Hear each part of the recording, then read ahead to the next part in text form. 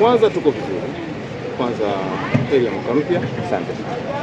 Na pia ni kwamba kwanza tunaenzi mapinduzi kwenda kwenye uhalisia, kwa sababu hizi ni sherehe za mapinduzi katika kujikomboa kutoka kwa wakoloni kwa nchi moja ya nyingine.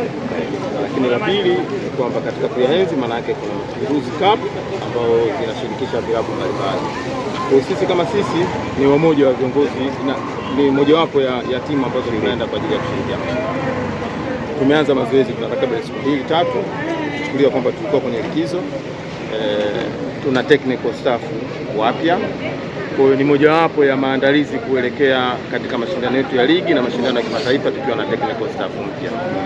Kwa maana hiyo ni kwamba hatuna kikosi kamili, lakini tunaamini inshallah tuna wachezaji ambao wapo ambao hawakuwa kwenye national team, wote wapo, na wengine ambao tumeongezea kutoka kwenye timu za vijana na ambao vile vile walikuwa hawapati nafasi. Kwa hiyo ni wakati wao kwa njia moja au nyingine kutoa nafasi kuonekana na vile vile kumwonyesha mwalimu kitu gani ambacho